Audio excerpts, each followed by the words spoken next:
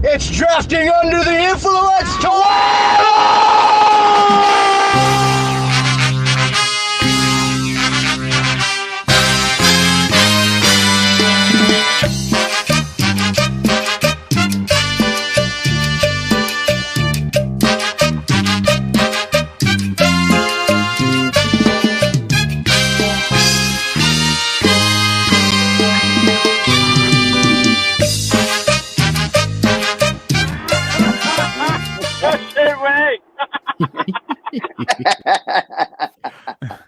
Week 8 DUI podcast. We are here. Happy birthday to AJ and happy birthday to the man that we just heard the laugh yesterday, Alan. Commissioner Jeff Lozano. How we doing, boys? Happy birthday, boys, and happy Halloween. Happy birthday, you fucking savage. Halloween. I was confused because you're wearing a Christmas shirt. Is that your Halloween costume? Yes, this is my Halloween costume. Got it. Yeah. You know, understood. Yeah. I'm trying to Halloween figure guy it or out. a Christmas guy or you're both, you know? Mm-hmm. Are you going as Target or Home Goods? Yeah. Bringing Christmas in way too early? Way too Costco. early. Yeah. I was in Costco like 3 weeks ago and it was like all Christmased out. And I was like, dude, we're not even at Halloween yet. How did we just skip or maybe they just start like super ahead, but yeah, dude, it's fucking wild. Bro, if you go in during the right season and you see Halloween stuff, check the year. It's probably 2024.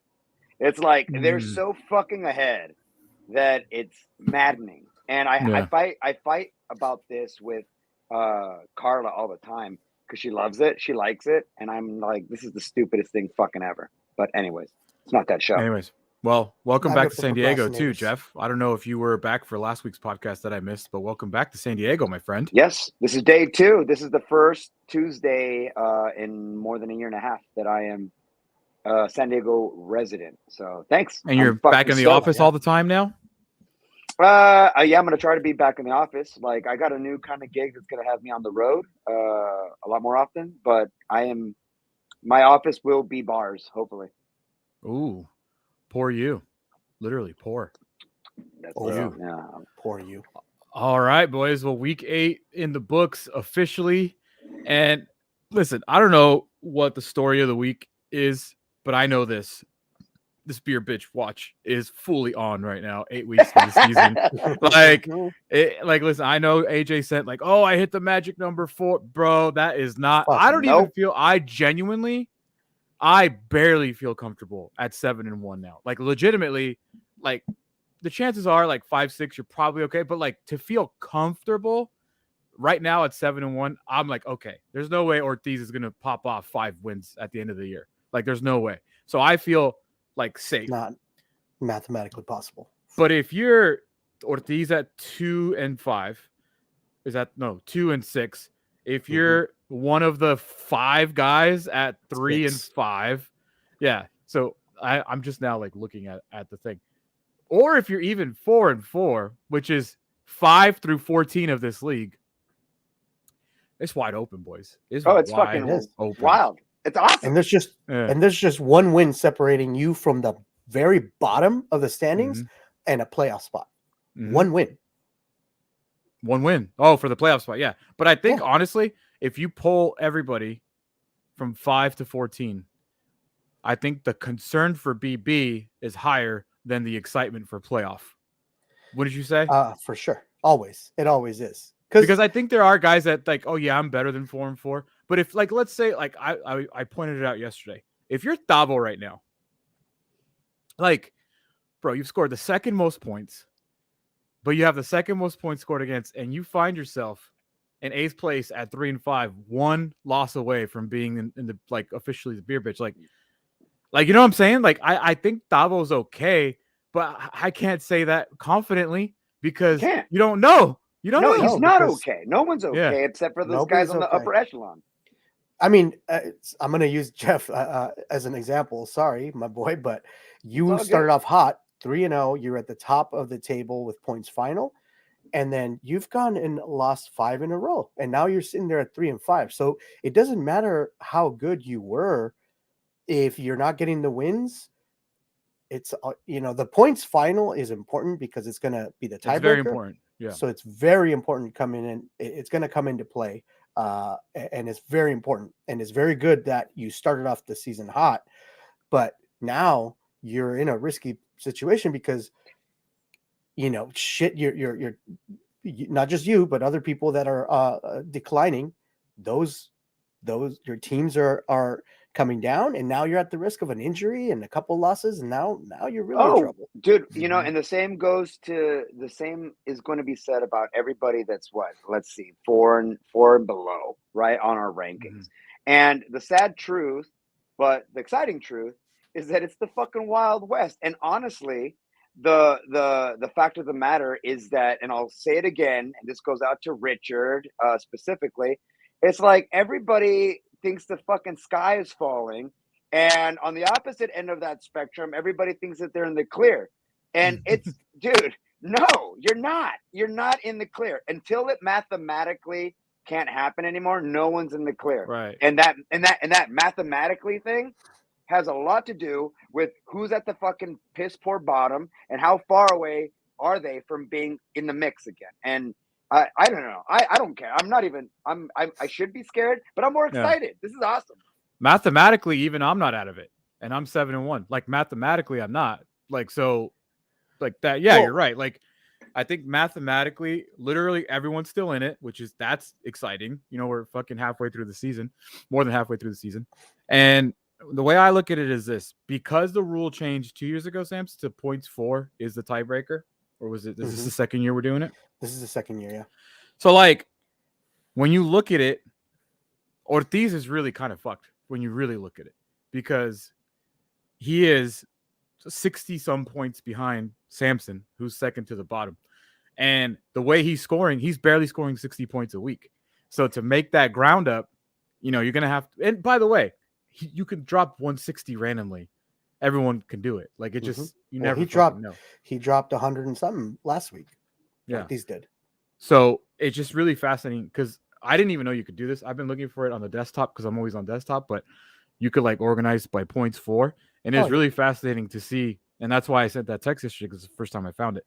Fucking Diego, third fewest points scored, and he's all the way down there, but he's 5-3. This league is ridiculous, and it's awesome, and I love it so far. And I love it, I think, because I'm at the top right now. But look. At the other end of it, and I was having this fucking argument with Che in PB the other day, and I was like, look, dude, this whole thing about you are good at fantasy football or you're not good at fantasy football, this season specifically is such a great season to use that as an example of, yes, there is more than luck involved, right? You got to pay attention to your team. You got to pay attention to your players, and you got to pay attention to trends and situations. But at the end of the fucking day, coaches lie, fucking players fucking roll their ankles, and the guy that you thought was going to be the start is not the start. And so the luck kind of factor, I just don't want anybody to feel too bad about sucking at fantasy football unless you've done some of those crucial mistakes, which is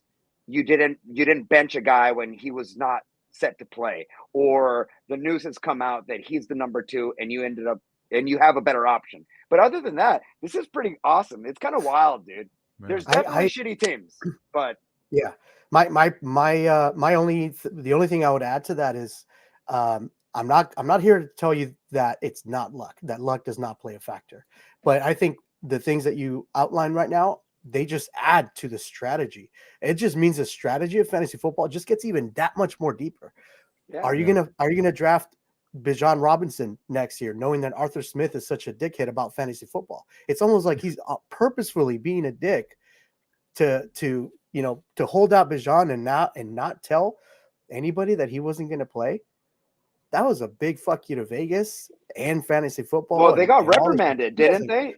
Isn't there? They were under investigation, but I haven't heard them anything, any repercussions after that. But they were getting investigated because they are obligated to report these things, and yeah, there's betting and a lot of things at stake. So. But hold on. Also, Samson, and I think you're right, and I just want to say this really quick.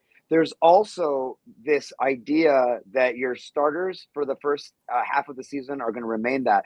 When one of the words that you hear every season, all the time, is when are they going to unleash this guy? When are they going to unlock this dude? When is he going to do? That's already indicating that that at a certain point in the season, this one particular player is going to go off. And if that particular player, especially if you have 2 or 3 of them on your roster, if you have 3 guys mid-season that are going to go off, you're not going to lose. You might go on a fucking crazy winning streak. So I don't know, Yeah, or you can trade a guy that hasn't gone off, and then all of a sudden he goes on Team Alan, and he all of a sudden blows up.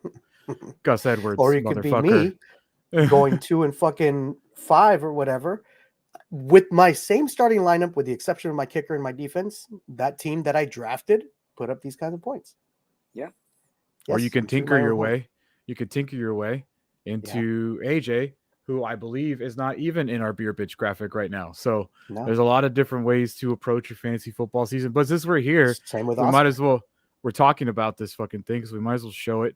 This is the for me. Samson asked me a great question before we went live. He's like, "So are you just going to do Alex for beer bitch, or are you going to do everybody?" I'm like, dude, why would I not do everybody that's 3 and 5? I probably should have put everybody that's 4 and 4 too. But this is everybody that's 3 and 5 from Davo all the way down to Team Ortiz, 8 through 14.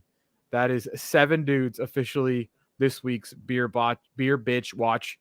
It's fascinating because, I mean, like I said, you look at points for and you look at points against, and it tells a story. It really does tell a story of it. Your team could be great, and you could still be a losing record.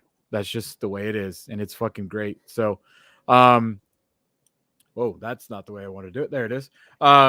So yeah, any other beer bitch thoughts right now, you guys?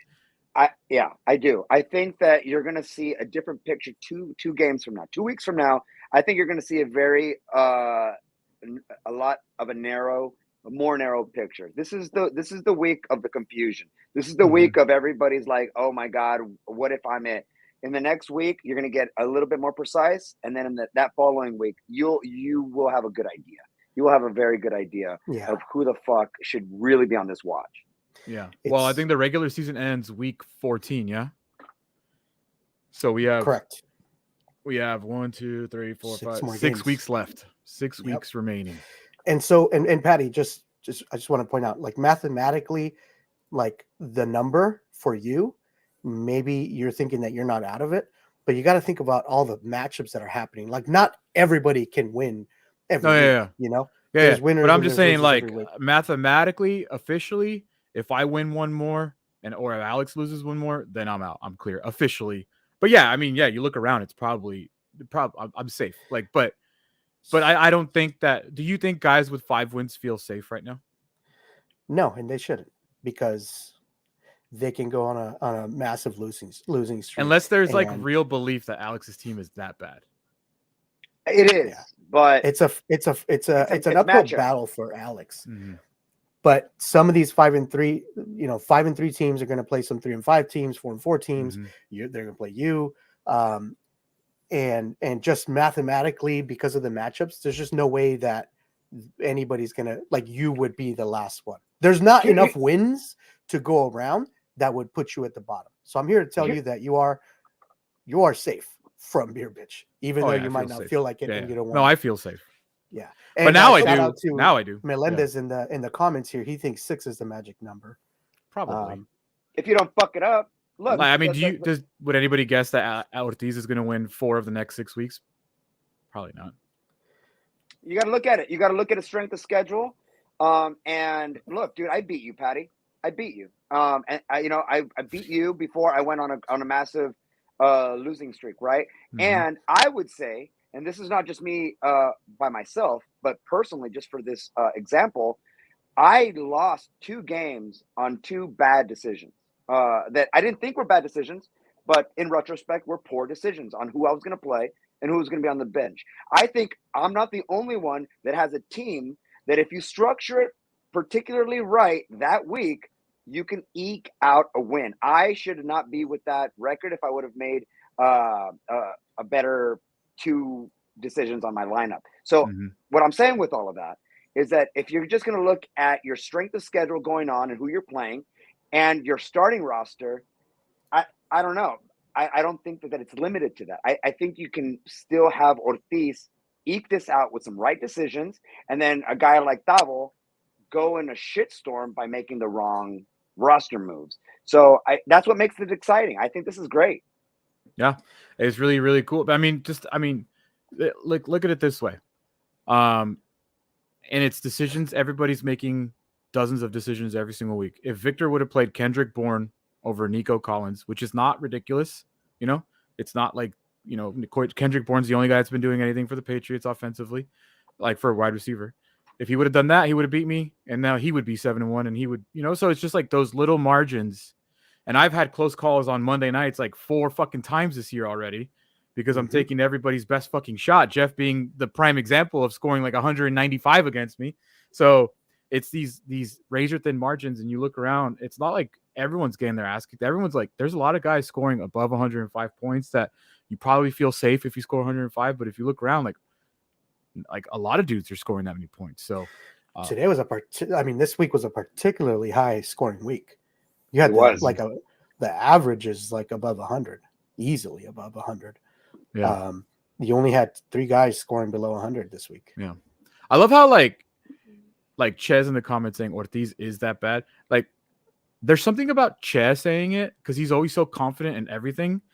Like Trey Lance, he was the guy. Brock Purdy's the guy. Now is Brock Purdy. You know what I'm saying? Like, so like when I see Ches say it, I'm like, everything. Now I think he's not that bad, Chet. No, he is. He is that bad though. He is pretty bad, but he's not bad enough to not squeak out a win if he has 2 things aligned for him, which is he set up his roster correctly, and the person that was projected to win either has a bad week or just kind of fucks up on who he has confidence that week. And that's as simple as fantasy football gets. You take a look at his team. Alex sent 4 chugs this week, which unofficially now is the new record for chugs in a week. Unofficially. But you take a look, and dude, Patrick Mahomes had his worst game of his career against the team that everybody was expecting him to drop like 30 points against the Broncos. Jonathan Taylor got 1 carry in the second half. And then he had Miles Sanders, who did he even play? I don't even know. I have no idea. I have no idea what was up with Miles Sanders. And he got negative points from another player. He did, but he didn't get fucking anything.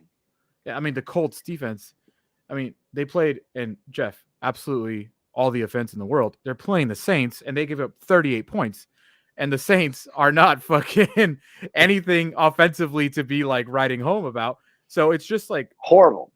But I don't know, man. It's wild. It's wild. I can't make. Look. He traded for Mahomes too, right? Like didn't he trade for Mahomes? Yes. Yeah. Yep. Look. If you look at Ortiz and what happened this week specifically, Mahomes should not have. That's not a Mahomes narrative.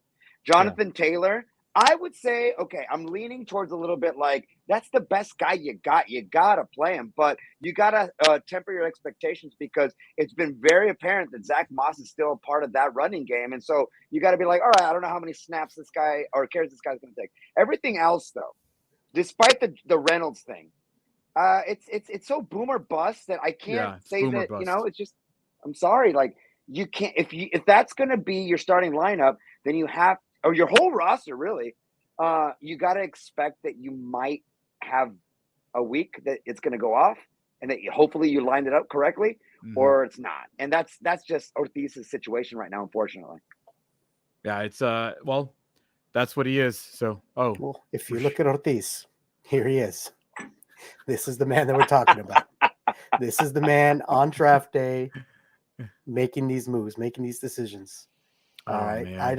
I don't know. It's rough out there. Jonathan Taylor is his only possible saving grace, in my opinion. If he turns it around and starts being the JT that we saw a few years ago, then maybe. DeAndre Swift is a close second. Yeah. Without either one of those 2 guys, like just turning on the heat, it's trouble. It's trouble for Alex, in my opinion. I actually do think he's in some pretty serious trouble. And I look at some of the other losers this week, and even with the low scores of which I was amongst, I wouldn't be nervous looking at that roster. I'm nervous looking at Ortiz's roster. Do you think? Okay, I'll throw a curveball at you guys. I don't know if he feels this way, but he's in the 3 and 5 category. With Matthew Stafford being out, how nervous is Dante? Because he has Cooper Kupp and Puka Nacua, and I believe John Wolford is the backup. And there is like serious talk that Matthew Stafford can go on the IR, which is at least 4 weeks this late in the season. He's 3 and 5, and how reliant was. Go ahead. I thought his thumb came back negative for like a fracture, but it's still serious enough for him. It's like so the same ligament in an elbow, the UCL that Brock Purdy tore. He, I guess it's called the UCL in the thumb, and he like fucked that up. But he's done it before, and from my understanding, from my working with the doc now, he tells me like if you have a high ankle sprain, the first time you're fucked for a long time. But if you have a second high ankle sprain, the same ankle, it heals faster because it's already their body knows what to do with it. So he's like, that's why Stafford's not automatically on the IR, because he's done it before, and that he could just miss a week or two. But they haven't said shit. We find out on Wednesdays what the injuries designations are. Yeah, I would be concerned then. Yeah, you're right. I would be concerned. I mean, you're throwing Roshan Johnson. You're throwing, Javonte Williams, who had a very good game, but that's his first one of the season. And now he's also injury prone. Yeah, and now you're relying on Cooper Kupp and Puka Nacua, who you don't know. I mean, if you have Jordan Addison, if Justin Jefferson was healthy, TJ Hawkinson, like I don't know what the fuck to expect from those guys anymore. Like so. Yeah, I think if you're Dante, are you worried? Should you be worried? All of a sudden, Adam Thielen is the best looking guy on your team, which is respectful. He's had a great season so far, but Kelsey, kind of crazy. Yeah, Kelsey. Sorry. Yeah, Kelsey's the. I should say wide receiver on his team. Right, wide receiver. But yeah, Kelsey is definitely a game changer for him, and he can win him a week or two just by himself. So but you definitely have to be concerned. Absolutely. But I don't see more concern on his team than I see on Alex's. Right. Well, I think the bar is set low, but that doesn't mean that people that are not there right now can't get to that level, because we've seen how many fucking injuries all year long already. Yeah. Or people getting replaced. Look at AJ, who traded for Alexander Madison, and all of a sudden Cam Akers gets traded there, and he looks like he's about to take over a position that wasn't even that good to begin with in the first place. And then his backup is Justice Hill, his second running back is Justice Hill. And at the same time, you're like, well, I guess AJ has Cam Akers too. So, but I like Justice Hill, like all of a sudden Gus Edwards looks like an RB1. So yeah. Yep. Mm-hmm. And just because we're going into week 9 doesn't mean that there's not a shit ton of questions still individually across the league. Yeah, and we touched upon how many people are in trouble and nobody should feel safe. And you got to think about the guys and who, panic, by the way, our trade deadline is not until week 13. And it's purposefully done so that we can be competitive up to just right before, the playoffs start. Who's going to panic and say, you know what, I got to blow this shit up. I got to make some changes. I have to make drastic moves. And you just got to look around and say, I think hopefully we'll see the trade market in the DUI league is going to kick up. Maybe some waiver wire pickups here and there, but I think there's going to be people moving their team quite a bit. Let's go back onto the Dante train really quick for some clarity. Look, next week, because look at your strength of schedule. Next week, let's say Stafford does fuck these. He's going to be going up against Che, who has a healthy team right now, and a McCaffrey that doesn't look like he's slowing down everybody on his roster. Let's say that Che expectedly gets the win. The following week, he plays his brother. He plays Diego. And he has Tua on a bye. He has Kelsey on a bye, and Puka and Kupp on a bye.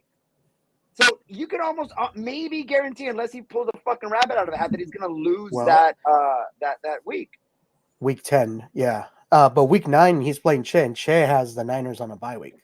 So he's not getting Alex. He's not getting Che at full strength. Oh, okay. So he can squeak out a win week 9 and then be ass on week 10. Have you guys dealt with bye weeks individually yet? Because for the first time, I'm finally dealing with bye weeks this week, and it sucks. For me, the worst is week 11. Week 11? Right, I have 1, 2, 3. I have 4 starters on bye this week. Then that doesn't include my 2 injuries. So, yay, bye weeks, fucking bye weeks. Yeah, this week is a little rough for me too. I got 2 guys.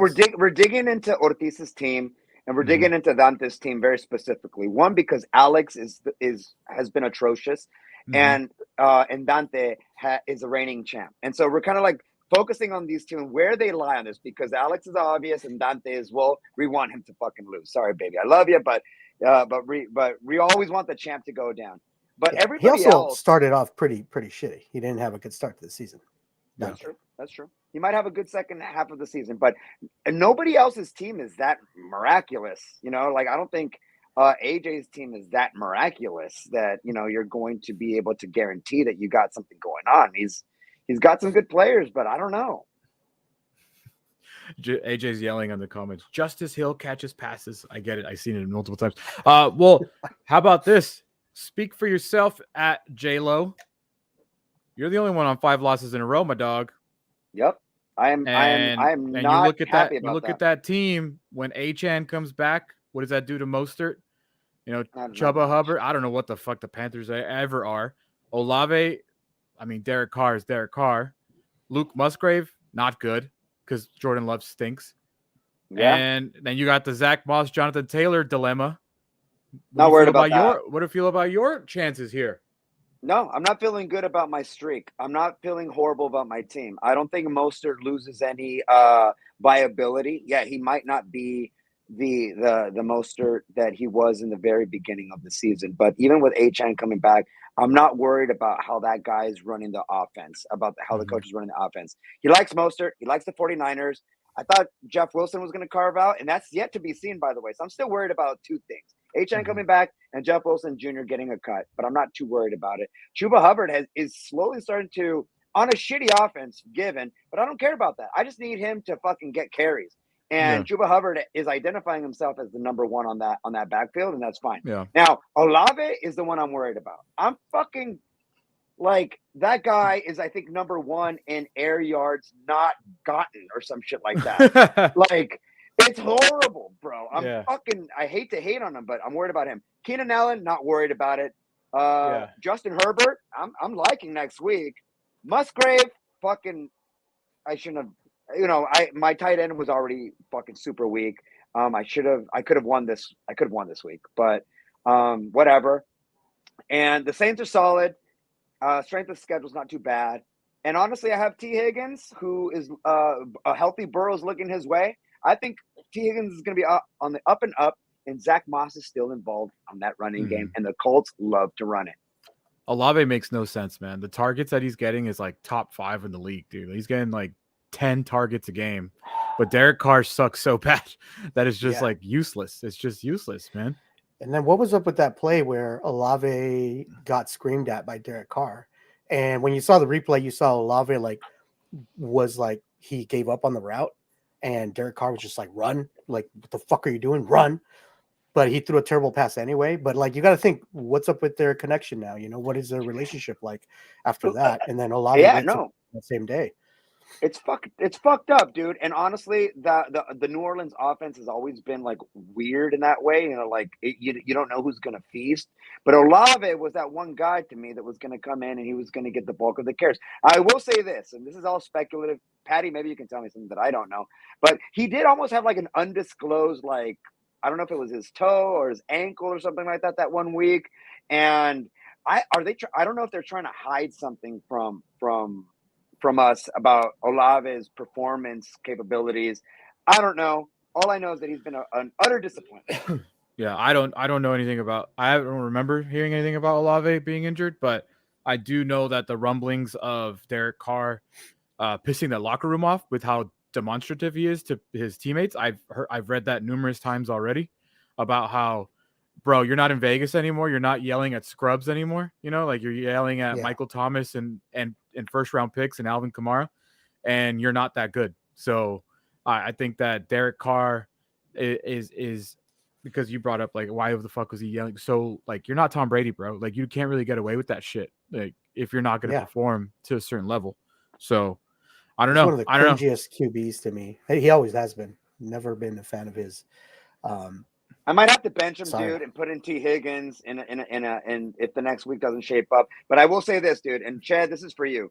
When I was arguing with Chad, he did bring up to me that, even though that my team has been, in my eyes, a comparable team, and I've always, and for 2 weeks, on losing 2 weeks, I've had the potential to make the right moves and win. Just hasn't been in my favor. I would say that I was up until this point, or I am averaging below 100 points, and that does kind of make me nervous. So, well, the last 2 weeks alone, Jeff, it's 76 points that you scored average. Yeah. Last 2 weeks. 2 weeks before that, you were at around 100. But these last 2 weeks have been 76 points. And on the other, are you taking those 2 last weeks as an average? Or are you taking? No, just the last 2 weeks. Just the last 2 weeks alone. Average of the last 2 weeks is 76. Yeah. And on the other end, Diego got carried by AJ Brown, who's been on literally a historic streak. No one in the history of the NFL has had at least 125 yards in 6 straight games, except AJ Brown. Jordan Addison, like we said, going forward, I don't know, but he's been great since Justin Jefferson's gone down. And that's really it. I mean, he traded away Patrick Mahomes, which I know he said won't matter, but Jordan Love is not it for fantasy, not it in real life. No running backs to speak of, and being carried by 3 wide receivers. He traded for Aaron Jones, who's been absolutely dog shit since he traded for Aaron Jones. So I know Diego's got 5 wins. He'll probably tell me I got 5 wins, don't I? And I don't know what else to say to that, but his team is not very good. He's being carried by 2 really good players right now. Yeah. Which, fuck it. That's all you need, right? Well, all you need is 2 good players, depending on who you're playing. But it is all you need is to win. And I like Oscar. Like, I know he fucking always like rolls his eyes, but did Oscar apologize for winning those fucking close games with low score last year? No. Is Diego apologizing for doing it this year? No. And if it was me, would I apologize? I'd be giving the double birds and be like, I got the win. Fuck you guys. That's all that matters. Until we change the format, which we never will, then there you go. Well, Samson probably looked at me like, are you sure about that? Are you sure about that? Sure about that? We could talk about mine real quick. I got the narrowest victory, I'm pretty sure. Yep, officially. Yep, you did. Officially got the narrowest victory. I have no fucking clue how Jimmy Garoppolo missed that 4th quarter throw to Davante Adams. I thought it was over. I said fuck really loudly, and I thought it was like, well, there's no way, first of all, Davante's not going to get 4.1 points against like the Lions, who have been susceptible on defense. And he dropped 2 passes, and then the wide open miss by Jimmy. He had 7 targets. It wasn't like he was invisible. And that's fucking wild to me that I won this game. But once again, it is pretty wild, dude. I don't know. I genuinely, guys, I'm not trying to I don't know how I keep scoring points. Like, I keep scoring points. It's probably because I haven't any bye weeks, but I've had injuries to my first round pick. And Josh Allen has been, fantasy-wise, he's been fantastic. Travis Etienne, I knew he would be good. I didn't know he'd be the number 2 running back in the NFL this year in fantasy. And this week, George Kittle stepped up huge after me talking shit about him. And the Jets defense has been solid all year. And honestly, fuck, man. I don't know. Etienne and Josh Allen and obviously Christian Kirk have carried me, but he didn't do shit this week. But that's where I'm at. Look, one of the weird things about this matchup for you, dude, is that, one, Terry McLaurin on that Commanders offense has been getting the lion's share. And what's his face? Fucking what? John Dotson or whatever the fuck is like. Yeah. Dotson. He's just been like not a factor in this. It's McLaurin's, and the Davante Adams one was the one that kind of surprised me on this one, because he made it so public that he needs involvement. And there was so much agreement from that organization that, yeah, you know what? And even throughout the fantasy and the football world, they were like, you know what? He's got a point. You know, you are Davante Adams. You can say that. Let's feed the man. Yeah. And he is not getting it, dude. Yeah. He's not getting it. He wants out, but he didn't get out. So he didn't get out. Yeah. I mean, you're right, dude. McLaurin got 12 targets, dude. He only brought in 5 catches. One of them was a touchdown, but 12 targets. Like, if your receiver's getting 12 targets, you can never bitch ever. You know, like Olave is the same thing. Like, yeah, he's not bringing them in, but he's getting the targets. So it's wild. But Victor, we could say Victor has a good team. Like when you're he does. Because he's got the good Cowboys. Like Diego has the bad Packers because there are no good Packers. But like Victor has the good Cowboys. Dak Prescott is a good fantasy quarterback. Tony Pollard hasn't really had that great of a game yet. Breece Hall has taken over RB1, and Dalvin Cook wants out. So like that's good for V. Evan Engram, solid tight end. I think that Victor has a good team going forward, man. That Cowboys defense, are they number one defense in fantasy this year? Oh yeah. And they already went through the bye week. Yeah, they're still number one. Yeah, number one. Are they really? They're the 29th overall score in the league. Dude, well, look, that's fucking crazy. At week 1. It's because week 1 was an anomaly. They scored 41 fucking points. Damn. I mean, it was an anomaly. Yeah. I mean, the rest they had a couple other weeks where they scored high, but that definitely. Yeah. Well, I win again, 7-1. I mean, so I got most points scored. I got most points scored against. I don't know. We have our weekly chat about David Montgomery and Jahmyr Gibbs. On the side, yeah. Obviously, we saw Gibbs flash and looked amazing and seemed to have come out of his shell. Yeah. But what I was telling you is like, don't get it twisted, man. David Montgomery's going to come back from injury. Dan Campbell's going to stick him right back into the RB1 role that he had. There's no doubt about it. This is the fantasy football strategy that I'm talking about. Like, Dan Campbell's a certain kind of coach. He's an old school coach, and this is his mentality. You got to know these things when you're making drafting decisions. This is definitely a lesson I fucking learned moving forward. And I'm definitely going to be more cognizant of that when I'm drafting risky fucking rookie prospects. Who's the coach? For my second round fucking pick in the NFL in our draft. But then you got Josh Palmer, who I think has been nice for you since you picked him up a few weeks ago. Did he get injured? Yeah, he's hurt now. Yeah, his knee.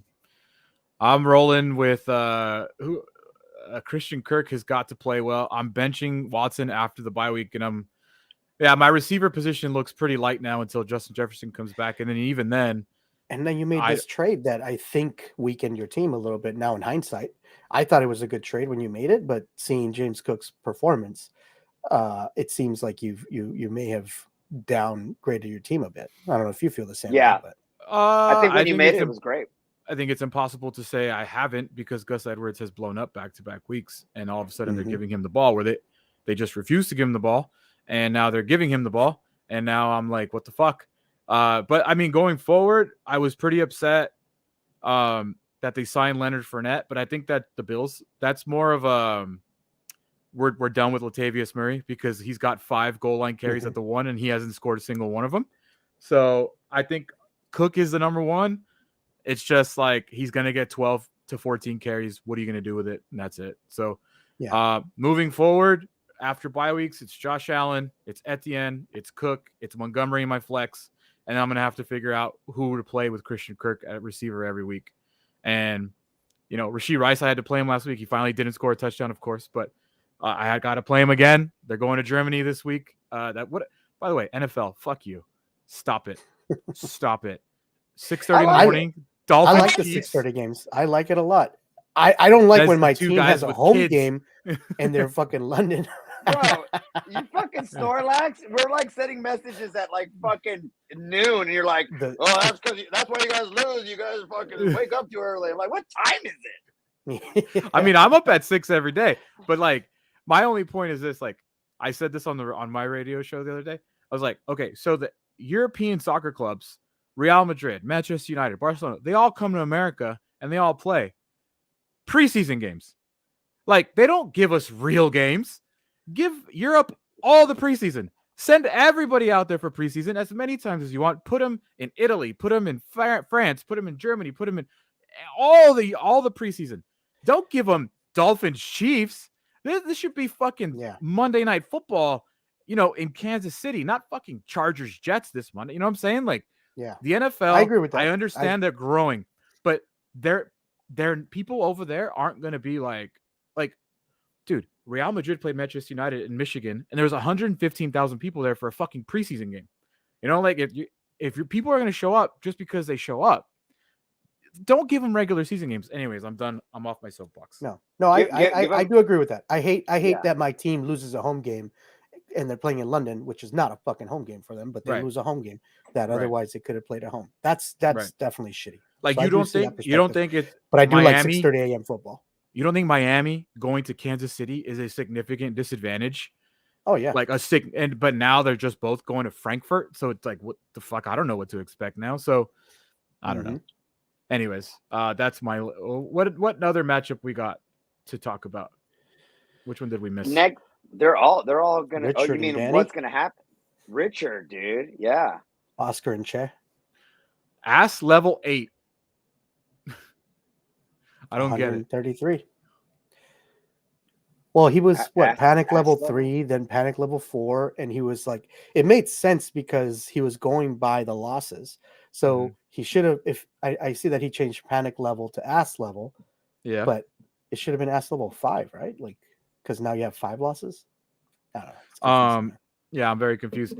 But let me say this: if Austin Eckler's back, Alvin Kamara is definitely back. And if Joe Mixon does what Joe Mixon's supposed to do, which he never does consistently, Richard will be fine. Those three running backs, they'll be fine. DK is going to be good. I think Richard's fine. That's all I got Watson, to say. And he's rolling with Wilson, and he might be all right. His top 3 are going to be a very, very advantageous trio for him going the rest of the season. I think Russell's gonna ride. I think Eckler is back. Now the thing is, you run Eckler into the ground, and right when you're getting excited about him, does something happen to him? Kamara is great, and his pass catching is awesome. But I honestly, dude, I don't know Joe Mixon is back just yet. He had a great. He's doing good, but I don't know. For whatever fucking reason. I had Joe Mixon. It's off his bye. I had Joe Mixon last year, and this is what he does. He'll have like one great game, boom or bust. And literally a year ago, I remember because my wedding anniversary is this week. He dropped 58 points on Samson's head on my wedding day, and then like the next week, I think he scored 6. So like that's just what he does. Like that's just Joe Mixon. He's boom or bust to the max. But I will say this: Joe Burrow being Joe Burrow again helps Joe Mixon to be a better Joe Mixon. Because Joe Burrow's back. Like that calf is 100%. Joe Burrow looks like the second best quarterback in the league again. So, I mean, yeah. And then you look on the other side, and the reverse of Victor having the good Cowboys, Danny has every Steeler, which I don't really know what to say about Najee Harris besides being terrible. Oh, man. And Jalen Warren. He has one good Cowboy. Not being much better. George Pickens, boomer bust as well. 1 catch for the touchdown. And then CeeDee Lamb, the other good Cowboy. Yeah, Danny didn't seem too worried on Sunday. I was with him on Sunday. He didn't seem too worried. He never is. Yeah. He wasn't even worried the last game of the season that made him beer bitch when we were all watching the game. He wasn't worried until it happened. Like he had all the belief in the world that he wasn't going to be it until that actually happened. And then it all came raining down. I do give Danny credit this. He said Devontae wouldn't get 4.1 points. He was very confident in telling me that. He's like, he's not going to do it. And I was like, all right. And he didn't. So. Okay. Yeah, but where does that confidence come from? He's on he lost last week, didn't he? Did he lose last week? Yeah, he's on a 2-game losing streak. Is right? He? I got to look. Yeah, I don't know, man. I wouldn't. Danny has, like I said, and I'll say it again, like a fucking broken record. He has this weird thing where I don't know if he's going to be beer bitch because, to Samson's point, he was pretty confident last time he did it. But I don't know. Look, if you wear it well. He wears it well. Like don't panic. If you panic, you just look bad, like Richard and fucking like shut up or like stop. The house isn't burning down just yet. It could be like reverse jinxing. It could be this sense of I'm already dead. What are you gonna do? Kill me?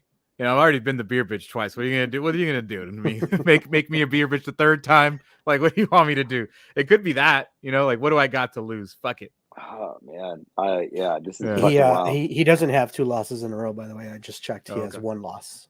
Okay, so that's why I was confident when you talked to him. Because he hadn't lost yet. Right. So, and Eckler, well, he just had a good game. I don't know if Danny knew that Eckler had a good game when we were together on Sunday. So, because it was Sunday Night Football, right? The Chargers played. So, Yeah. Final matchup of the week because we're getting late here. Oscar loses to Chad, 125 for Chad, 114.3 for Oscar. Listen, if McCaffrey has a good game, Chad has a good game. Yeah. Right? Yeah, I mean, because McCaffrey doesn't, his good game isn't 12. His good game is 20 plus. Like, that's the bar that McCaffrey has set for himself. And when you throw up 2 touchdowns almost every game, he has a touchdown in 17 straight games, which is an NFL record. Like, and listen, I was giving him shit like, oh, he's never stays healthy. Well, he's fucking healthy and he looks good. And if there's no Debo, there's more McCaffrey. So Yeah. I don't really. Josh Jacobs had a decent game. Jalen Waddle had a great game. Darren Waller's hurt. I'll keep an eye on that. And Michael Pittman showed up. So Chad had a pretty solid game. So did Oscar, by the way. I mean, 114 is not terrible. Well, Oscar has a good team. Oscar has a good team. I'm actually surprised looking at Oscar's team and the points that he put up, which is classic Oscar, right? But if you really look at Oscar's team, with the exception of maybe Kareem Hunt, like, his fucking top roster is top notch. No, more than that. Diggs, Chase, Laporta, like, that's pretty good. Yeah, it is. Even Dalton Kincaid now with Dawson Knox out. Yeah. This guy's a number 1 draft pick. I really wish I would have paid attention to the tight end rule where 1 catch is a whole point, because I feel like that could be that's why Travis Kelce's so damn good in this league. 8 catches a game. That's 8 points minimum. Like, that's fucking dope. Hell yeah. Laporta and Jordan Addison are battling out for Rookie of the Year, I think. Even though CJ Stroud will probably win it. Maybe. But Laporta's been fucking crazy good. Jared Goff loves him. With Dawson Knox being on IR, Josh Allen throws the ball 50 times a game. Got to throw it to somebody. So why not throw it to both Diggs and Kincaid? Fuck it. Oscar said, fuck it. Let's ride with the Bills. I like Oscar's team, and he traded for all these dudes, so good for him. Yeah. Yeah. He made good like moves. Chad drafted all his dudes. He's doing well. Oscar traded for all his dudes. He's doing well. Like, there's different ways, like we said in the beginning, there's different ways to win. Yeah, but you gotta win. Yeah, That's what Oscar didn't do. That Oscar helps. Didn't win. Yep. He's down to 4-4 now with AJ. All right, so we'll take a look real quick. Let's run down the standings as we head into week 9. Myself 7-1, Che and Victor. Now Che's second place now after the loss to Victor.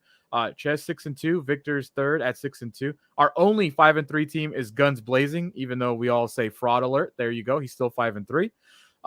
Los Sunday Scaries. Adan is the best 4-4 team, followed by Oscar at 4-4. Ruthless Toothless, congratulations. You tinkered your way to 4 wins, but you're still not safe, my friend. And Profe, 8th, best 3-5 team, followed by Jeff, Saka Ride, Ass Level 8, Friared Up, Smoke, Dad D, and finally, bringing in the rear, Team Ortiz, the only guy in the league that has not broke 700 points as of yet. All right, boys, plenty of chugs, and it's going to be featured by our leading candidate for Beer Bitch this week. Chugs of the Week. Chugs of the Week is brought to you by Ballast Point. Overpour events. I literally don't know what Alex was chugging, but he was chugging a lot. A DUI world record, 4 chugs this week. Samson, do you know all why he chugged 4 times? So he had 2 players negative points. So he had 2 players with -0 points. The Chargers lost to the Bears, and he was a low scorer of the week. Right. So 4 I think he threw chugs. one in there just a chug. Well, you don't have to chug for negative or 0 points. He just did. You do if you're Alex Ortiz. If your name is point, Alex Ortiz, yes. if your name is Alex Ortiz, you do need to chug. Yeah, Dante sent the chug because the Broncos won. Rich because the Bears lost to the Chargers. You were gonna say terrible poor. I know you. Yeah, terrible chug by Dante. Talk about terrible chug. This is courtesy of me and AJ because the Packers fucking stink. And Diego, who said he had a sore throat. This is the worst chug of the year so far, right? Like, I mean, I'm not keeping Worst tabs, chug of the year. Wait, he's had a couple bad chugs though. but this is when you were like almost throwing up in your mouth and the camera angle was below your chin bad, dude. Oh like, my god. Yeah, that was pretty bad. That was pretty bad. Like, this is up there too. He's almost there. He can't even do it. Oh, come on. Oh my god, so he's bad. the Devontae Adams of chugging. He's the Chris Olave of chugging. Damn it. Oh, brutal. And And then this one straight from the One more. classroom. Straight from the classroom. with the chirping smoke alarm. Yeah. Hashtag red for Ed, whatever that means. It's like an Applebee's shirt or what? Side gig? Yeah, dude, Wait, that's great. the Bears beat the Chargers? Sorry, No, or the Chargers. the Chargers beat the Bears? Alex had 3 players with negative or 0 points, I believe. Let me look again real quick. Richard's chug was for the game. So Reynolds, Josh Reynolds, negative points. Miles Sanders, and the negative Colts points, and the defense. Colts. Yeah, he had 3 fucking players negative. 0 3 negative. players with negative points. 3 That's plus also lowest a record. That is a record. That's Yes, it also is. a record. The MVP is that Chargers. And the irony.